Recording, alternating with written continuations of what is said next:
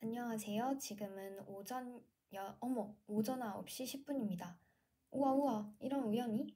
어제 저녁에 8시 10분에 아마 영상을 켰던 걸로 기억을 하는데, 뒤에 분이 똑같네요. 10분으로. 암튼, 지금은 오전 9시 10분이고요. 한 20분 목표로 하고 9시 30분부터 아침을 먹을 생각입니다.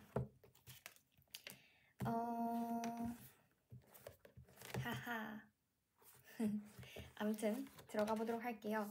오늘은 제5장 문화재의 과학적 조사를 들어가는 날입니다. 볼까요? 문화재의 보존은 먼저 재질 조사부터 시작된다. 유물을 구성하고 있는 재질을 과학적으로 조사하여 확인하는 일은 너무도 중요한 작업이다. 그리고 현대과학 기술이 고대의 수수께끼를 해결하고 이해하는 데 많은 기여를 하고 있는 것도 사실이다. 고대인들이 만들어 사용한 각종의 기술은 오랜 세월이 흐르는 동안 녹이 슬거나 노화 변색되어 단순히 눈과 감각으로 조사한 것과 과학적 분석으로 조사한 결과가 다른 경우가 많다. 특히 안료가 그러한데 금속의 경우 표면에 푸른 녹이 슬어 있으면 모두 청동으로 보고 있으나 실제 동일한 녹일지라도 청동인지 황동인지 바탕 금속을 과학적으로 분석 조사한 후 명확히 구분해 사용해야 한다. 보존 처리에 있어서도 정확한 재질의 구성 성분 조사가 선행되지 않으면 현재 우리가 상상도 하지 못한 고대 제작 기술을 그대로 지워버리는 과오를 남길 수 있다. 따라서 유관 조사와 같은 거시적 조사뿐만 아니라 현미경 조사, 기기 분석 조사와 같은 미시적 조사도 행해야 할 필요가 있다. 출토 유물의 비파괴 조사로는 X선 형광 분석, XRF, X-ray fluorescence spectroscope 이거 수업 시간 때 배웠는데? X선 회절 분석, XRD, X-ray diffraction analyze, 주사 전자 현미경 분석, SEM, scanning electron microscope analyze, X선 투과 촬영, X-radiography 이런 것들이 대표적으로 사용되며 요즘은 의료기기인 XCT, 컴퓨터 토모그래프를 유물에 응용해 많은 성과를 올리고 있다. 우리나라에서 과학적 조사 방법을 처음 문화재에 시도한 것은 1963년 감마선으로 국보 제78호 금동미륵보살 방가사유상 그리고 83호 금동미륵보살 방가사유상 그리고 불상, 불구, 60여 개에 대해 내부 구조와 결함을 조사한 것이다. 또 1979년, 그러니까 63이니까 16년 후 8월 경상북도 고령군 지산동에 위치한 사적 제79호 대가야 시대 고분 중 제32에서 35호 고분 발굴 유물 중 32NE1에서 출토된 철제 환두 대도를 X선으로 조사해 환두 부분에서 처음으로 은상 감당 초문의 문양을 발견했으며 이후 1980년 12월 신라시대 고분 황남대총 출토 철제 유물 일과를 X선 투과 촬영으로 조사하였다. 그리고 적외선 비디오 카메라로 1985년 8월 부석사 조사당의 목성과 회화를 조사하였다. 이 외 자외선을 이용하는 조사는 회화 등의 수리 부위 판별에 이용되며 특히 유화 수리 부분 확인에 많이 사용되고 있다. 이처럼 적외선이나 자외선은 가시광선 영역에서 얻을 수 없는 표면에 감추어진 밑그림과 수리의 정보를 아는 데 활용되고 있으며 투과력이 강한 X선과 감마선은 내부 구조 조사에 이용되고 있다. 요즘 획기적인 의료기기의 개발도 문화재 재질 조사에 이용되는데 예를 들어 출토 수침 목재의 오칠 검집 등에 함수되고 있는 수분의 함수율과 부후 정도를 확인하기 위해 MRI, Nuclear Magnetic Resonance Imaging, 핵자기공명 이미징을 이용한 비파괴 조사 방법도 사용하고 있다. 첫 번째, X선 투과 조사, X-ray radiography. X선은 1895년 독일의 물리학자 렌트켄, 윌헬m 코나드 렌트켄에 의해 발견된 이래 의료용으로 사용되면서 질병 진단에 사용되었고 공업에 이용되면서 구조의 결함을 찾아내는 등 과학적 발전에 크게 기여하였다. 아울러 최근에는 문화재 비파괴 조사에 사용하면서 미술품의 병든 부분을 정확히 진단해 미술품의 영구 보존을 위한 보존 수리의 필수 장비로 손꼽고 있다. 한편 파리 루브르 미술관은 유화 그림층에 숨겨진 밑그림 조사 및 수리할 때와 위잡 감식에 사용되어 왔다. 고 미술품의 내부 구조 및 손상 정도를 파악하기 위해 비파괴 조사 방법인 X선 투과 조사는 필수적 기본 조사이다. 세계 각국의 박물관, 미술관에서 X선 장비는 기본 설비 장비로 간주하고 있으며 우리나라 박물관, 미술관, 연구소에도 설치되어 있다.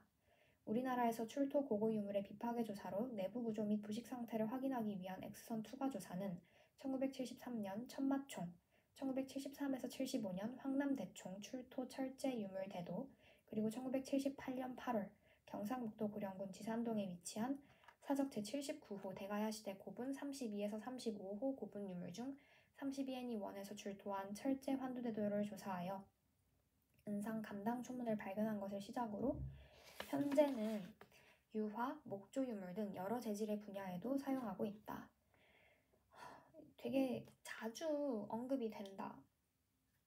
이 32N1인가 뭔가.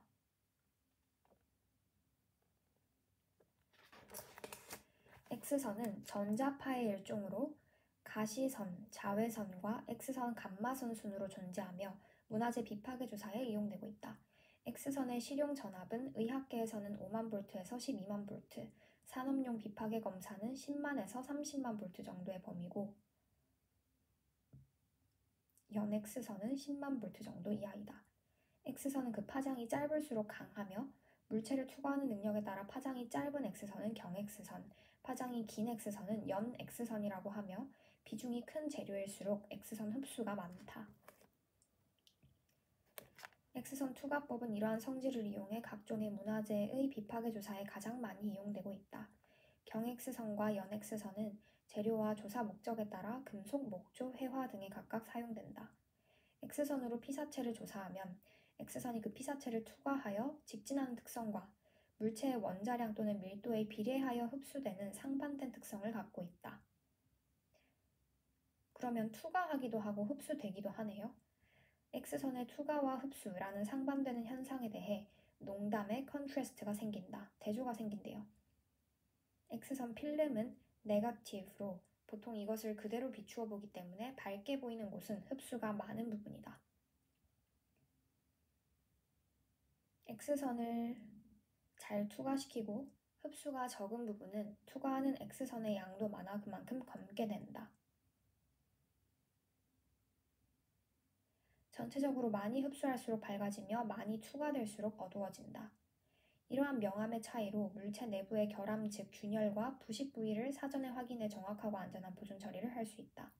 특히 녹 속에 숨어있는 상감, 양각된 문양의 확인은 고대 기술사를 조사 연구하는 데 괄목할 만한 자료를 제공해 주기도 한다. 최근 새롭게 각광받는 비파괴 조사 방법으로 Computed Radiography 시스템이 있는데 일명 CR이라고 한다. 현재는 X선 필름으로 촬영하였으나 CR 방법은 화상을 디지털화하여 아무래도 computed이라는 단어가 들어갔으니까 디지털이 빼놓을 수 없겠죠.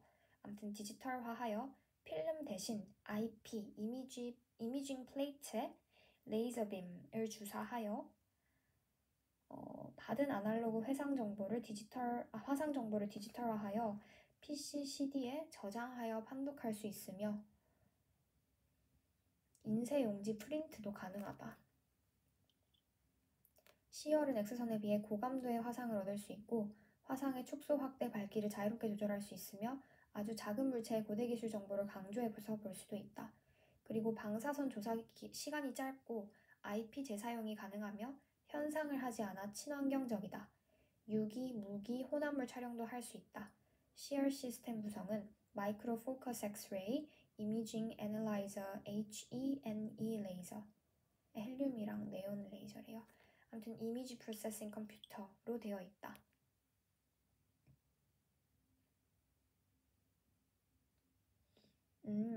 CR 시스템 구성은 총 3가지로 되어 있는데요. 첫 번째 순서가 마이크로 포커스 엑스레이, 그러니까 엑스레이를 일단은 조사를 하고요. 그 다음에 이미징 애널라이저, 헬륨 네온 레이저, 이미지를 분석하는 어떤 레이저 빔을 또 이용을 하나 봐요. 그리고 마지막으로 이미지 프로세싱 컴퓨터로 이미지 프로세싱을 하나 봐요.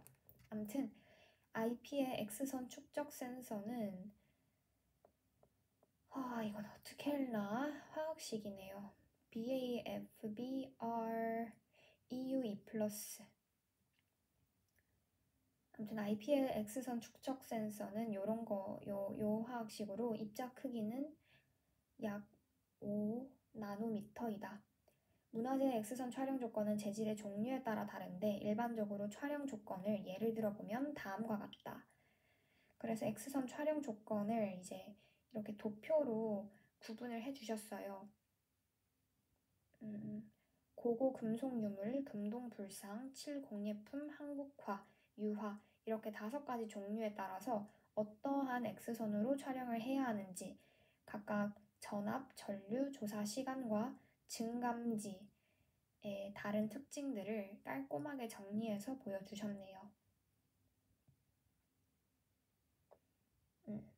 철제 상감 환두 대도의 X선 필름을 관찰해보면 백색으로 보이는 것이 은으로 은은 철보다 밀도가 크기 때문에 X선 투과가 잘 안되며 철은 그 반대이므로 문양이 보이는 것이다.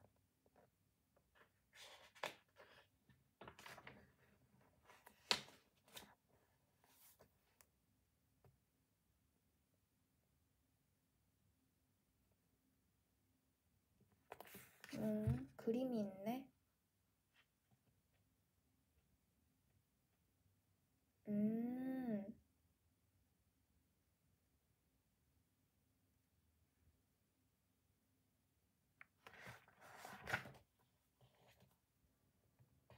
백색이 은이고 철은 문양이 보인대요. 은은 X선 투과가 잘 안되는데요.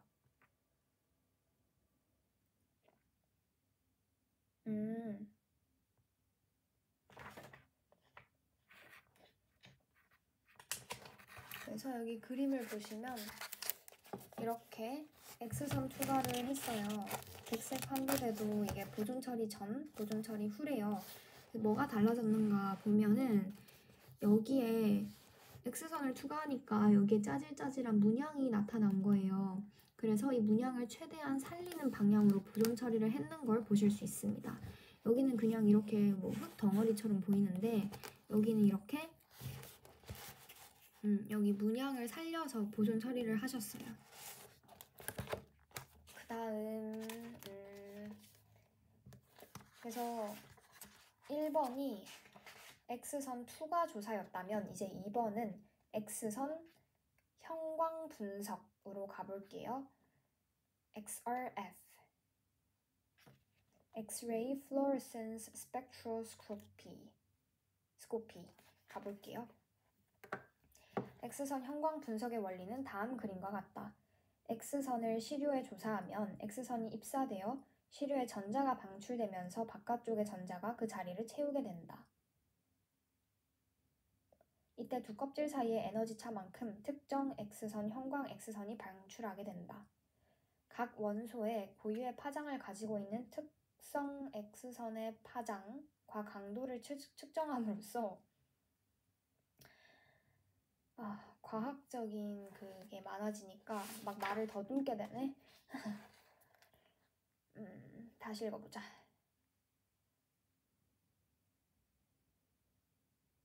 X선 형광 분석의 원리는 다음 그림과 같다. X선을 시료에 조사하면 X선이 입사되어 시료에 전자가 방출되면서 바깥쪽 전자가 그 자리를 채우게 된다. 이때 두 껍질 사이의 에너지 차만큼 특정 X선이 방출하게 된다. 각 원소의 고유의 파장을 가지고 있는 특성 X선의 파장과 강도를 측정함으로써 정량을 분석하는 방법을 X선 형광 분석법이라고 한다. X선을 검출하는 방식에 따라 파장 분산형, 에너지 분산형으로 나눌 수 있다.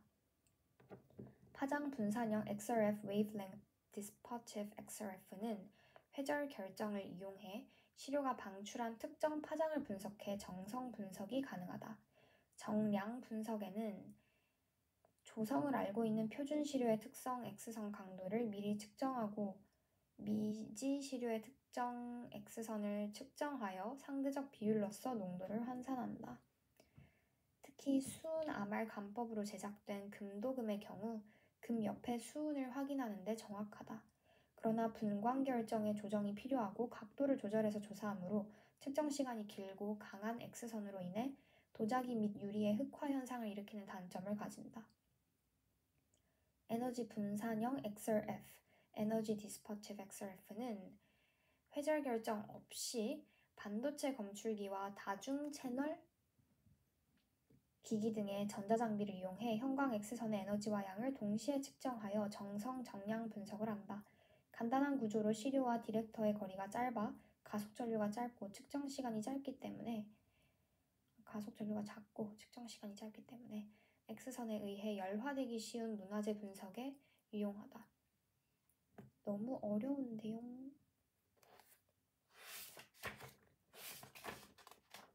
XRF 분석법의 특징. X선 분석법은 시료를 비파괴적으로 짧은 시간 안에 신속히 분석할 수 있고 시료의 형태와 무관하게 전 처리 없이 분석이 가능할 뿐만 아니라 시료가 되는 원소 분석의 폭이 광범위하다. 또한 시료 분석 전 처리 과정이 없으므로 분석 때 발생되는 분석 오차가 거의 없다.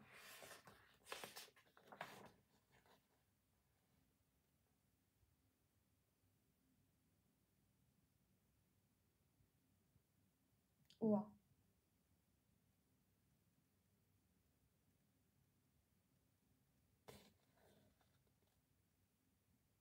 우와. 이것 보세요. 이게 금동불상의 이게 금동불상의 등 부위를 조사한 그래프고요. 이게 금동불상의 여기가 이마 부위를 분석한 도표인데요. 보시면 등 부위와 이마 부위에 화학적 원소가 다 다르게 구성이 되어 있는 걸 보실 수 있어요. 너무 신기하다, 그죠? 그리고 이렇게 에너지 파장 차이로 인해서 두 껍질의 에너지 차가 만들어낸 어떠한 다른 선그래프가 보이네요.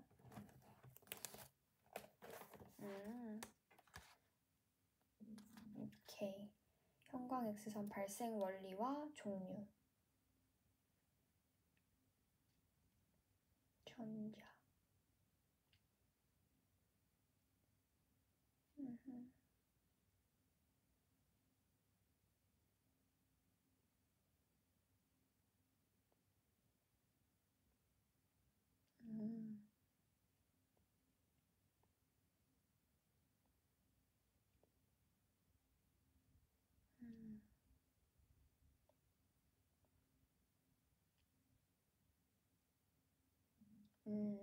알겠다. 형광 X선 발생 원리와 종류 보시면요. 보세요. 여기 보면 X선을 조사했어요. 쭈루룩 조사를 했어요. 원자는 이렇게 껍질이 있어요. 근데 이렇게 조사를 하면 이 X선이 투과를 하거든요. 투과를 하니까 이렇게 탕 부딪혔잖아요. 부딪혀서 이 빨간색 전자가 이 초록색 전자가 빨간색 자리를 대체하고 이제 얘가 얘 자리를 뺏었으니까 빨간색 전자가 갈 데가 없으니까 튕겨 나오는 거예요. 이렇게 바깥으로.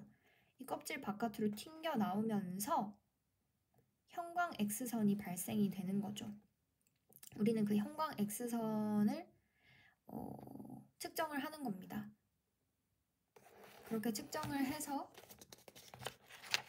에너지 준위차가 만들어내는 요 차이, 요 length 차이로 뭐 예를 들면 얘는 이거니까 이 길이는 뭐 C열이다, 이 길이는 뭐 굴이다, 이 길이는 철이다, F이다, 뭐 이런 식으로 분석을 해서 금동불상의 뭐 이마 부위에는 요러요러한 화학적 원소들로 이루어져 있구나. 근데 이마는 뭐 요렇게 다른 걸로 구성이 되어 있구나. 뭐 이런 거를 알 수 있다 이 말이에요.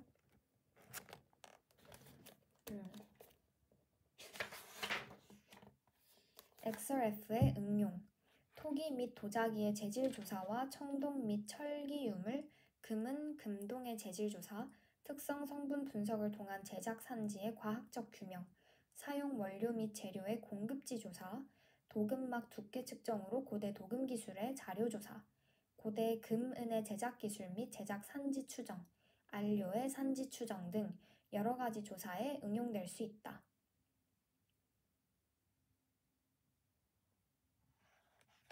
오케이.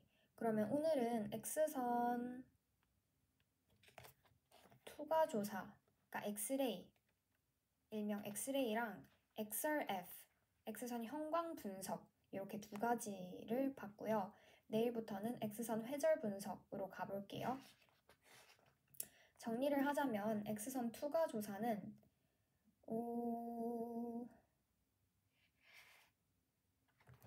중요한 거 줄 긋고 마치도록 해야겠다.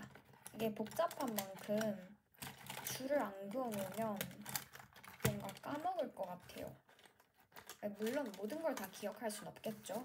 하지만 다음에 이렇게 책을 열어봤을 때 줄이라도 그어져 있으면 뭐 똑같이 읽지 않아도 되니까. X선 투과조사는 일단은 보자.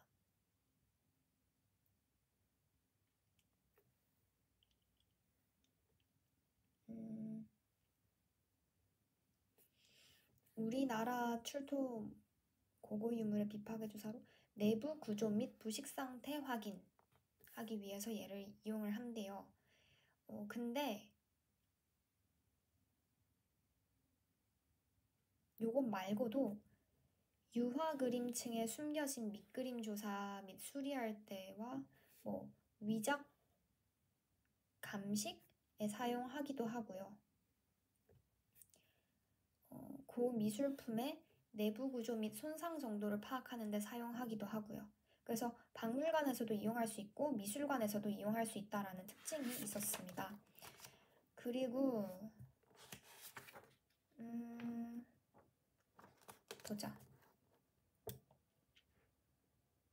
X선 같은 경우에는 그냥 간단히 살펴보면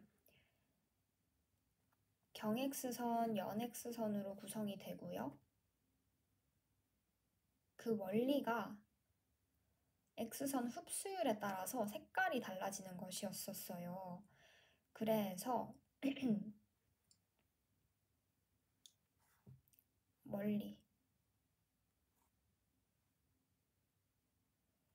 원리는 피사체를 투과하여 직진하는 특성과 물체의 원자량 또는 밀도에 비례해 흡수되는 상반된 특성을 이용하는 게 원리였습니다. 그러면 볼펜 어디 갔니? 자, 원리라고 적어 놓을게요. 원리는 이런 거였고, 그러니까 직진하기도 하고 흡수되기도 하는, 자, 농담. 근데 이렇게 하면 농담의 차이가 생겨요.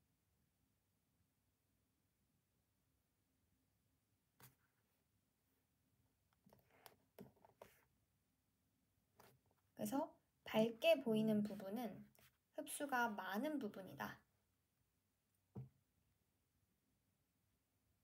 그리고 흡수가 적은 부분은 검게 된다. 오케이? 요게 이제 X선이었어요. 근데 최근에 새롭게 각광받는 조사 방법이 또 C열이라는 것도 만들어졌다고 해요. C열은 아무래도 디지털, 요게 키포인트예요. 디지털. 아날로그 화상 정보를 디지털화해서 아무래도 X선보다는 더 플렉시블하게 이용될 수 있겠죠. 오케이. 주르륵 쭉. 그 다음 X선 형광 분석 같은 경우에는 원리가요. 원리는 이게 이렇게 줄글로 돼 있지만 이렇게 글을 보는 것보다 차라리 요거 하나를 딱 보면은 원리는 한 번에 이해가 됩니다. 그래서 원리 여기 동그라미 치고 이 그림에 이렇게. 그 다음에 X선 형광 분석 같은 경우는 크게 두 가지로 나눌 수 있다고 했었어요. X선을 검출하는 방식에 따라서 어떻게 파장 분산형과 그 다음 에너지 분산형 XRF으로 종류가 크게 두 가지로 나뉜다고 말씀을 해주셨어요. XRF 분석법의 특징은 굉장히 짧은 시간에 할 수 있고 시료의 형태랑 상관없이 전 처리 없이 분석이 가능하다. 그러니까 형태가 고체든 액체든 분말이든 계리든 상관이 없다 이 말이에요. 시료의 형태와 무관, 줄긋고 그 다음에 원소 분석의 폭이 광범위하다. 이것도 되게 좋은 거거든요. 그 화학 원소 넘버링으로 그 나트륨 11번에서 92번 우라늄까지 굉장히 광범위하잖아요. 그러니까 분석할 수 있는 폭이 너무 많다는 거? 이거 정말 좋은 거죠. 분석 오차가 거의 없다는 것도 굉장히 좋은 장점이네요. 왜 전처리 과정이 없기 때문에. 이렇게. 그래서 응용은 이렇게 한다. 오늘 여기까지 할게요.